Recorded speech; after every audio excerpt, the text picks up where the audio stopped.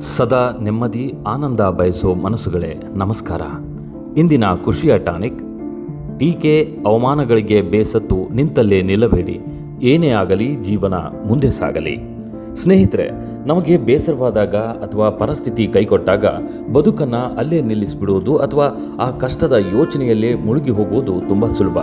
ಆದರೆ ಮುಂದೆ ಸಾಗುವುದೊಂದೇ ಆ ಬೇಸರದಿಂದ ಹೊರಬರಲು ಇರುವ ಏಕೈಕ ದಾರಿ. ನಿಮ್ಮ ಮನಸ್ಸು ಕೆಲವರ ಮಾತು, ಟೀಕೆ, ವ್ಯಂಗ್ಯ ವರ್ತನೆಗಳಿಂದ ಅಸಮಾಧಾನಗೊಂಡಿರಬಹುದು. ನಿಮ್ಮ ಕೆಲಸ ಯೋಜನೆಯಲ್ಲಿ ನೀವು ವಿಫಲಗೊಂಡಿರಬಹುದು. ನಿಮ್ಮ ಬೇಸರ ಮನಸ್ಸಿಗಾದ ನೋವಿಗೆ ಸಾವಿರ ಕಾರಣಗಳೂ ಇರಬಹುದು. ಆದರೆ ಕೆಟ್ಟು ಹೋದ ಮನಸ್ಥಿತಿ ಸಾಮಾನ್ಯ ಸ್ಥಿತಿಗೆ ಬರುವವರೆಗೆ ನಮ್ಮ ಕೆಲಸಗಳನ್ನು ನಿಲ್ಲಿಸಿದರೆ ಅಥವಾ ನಿಧಾನಗೊಳಿಸಿದರೆ ನಮ್ಮ ಜೀವನದ ಅಮೂಲ್ಯ ಸಮಯವನ್ನು ಕಳೆದುಕೊಳ್ಳುವ ಮೂಲಕ ನಾವೇ ಹಾನಿ ಅನುಭವಿಸುತ್ತೇವೆ. ನೋವುಗಳಿಂದ ಕೂಡಲೇ ಹೊರಬರಲು ಕಷ್ಟ ನಿಜ. ಆದರೆ ಆತ್ಮಸ್ಥೈರ್ಯದಿಂದ ಸಹಜ ಸ್ಥಿತಿಗೆ ಬಂದರೆ ಜೀವನ ಸರಾಗವಾಗಿ ಮುಂದುವರಿಯುತ್ತದೆ. ಸಮಯವು ವ್ಯರ್ಥವಾಗುವುದಿಲ್ಲ. ನಿಮ್ಮ ಕೆಲಸ ಯೋಜನೆಗಳ ಮೇಲೂ ಪರಿಣಾಮ ಬೀರುವುದಿಲ್ಲ.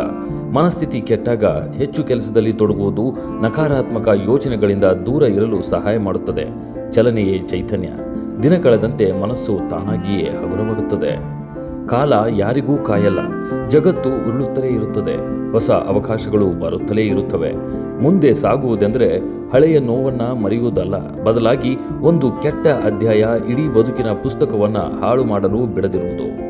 ಬೇಸರದಲ್ಲೂ ಧೃತಿಗೆಡದೆ ಮುನ್ನಡೆದಾಗ ನನ್ನ ಕೈಯಲ್ಲಿ ಇದು ಸಾಧ್ಯ ಎಂಬ ಆತ್ಮವಿಶ್ವಾಸ ಮತ್ತು ಮಾನಸಿಕ ಶಕ್ತಿ ನಮ್ಮಲ್ಲಿ ಬೆಳೆಯುತ್ತದೆ. ಈಗ ನನಗೆ ಕಷ್ಟವಾಗ್ತಿದೆ ನಿಜ, ಆದರೆ ಇದು ತಾತ್ಕಾಲಿಕ ಎಂದು ನಿಮಗೆ ನೀವೇ ಹೇಳಿಕೊಳ್ಳಿ. ಭಾವನೆಗಳನ್ನು ನಿಯಂತ್ರಿಸುವುದು ಮುಖ್ಯವೇ ಹೊರತು ಅವುಗಳಿಗೆ ಬಲಿಯಾಗಬಾರದು. ಬೇಸರ, ನಿರಾಶೆ ಅಥವಾ ಸೋಲು ಎದುರಾದಾಗ ಬದುಕು ಅಲ್ಲಿಗೆ ನಿಲ್ಲದೆ ಆತ್ಮಸ್ಥೈರ್ಯವನ್ನು ಹೆಚ್ಚಿಸಿಕೊಂಡು ಮುನ್ನಡೆಯಲು ಕೆಲವು ಟ್ರಿಕ್ಸ್ ಹೇಳ್ತೀನಿ, ಗಮನವಿಟ್ಟು ಕೇಳಿ. ಭಾವನೆಗಳನ್ನು ಒಪ್ಪಿಕೊಳ್ಳಿ, ಆದರೆ ಅಲ್ಲೇ ನಿಲ್ಲಬೇಡಿ. ದಿನಚರಿಯಲ್ಲಿ ಸಣ್ಣ ಬದಲಾವಣೆ ಮಾಡಿ.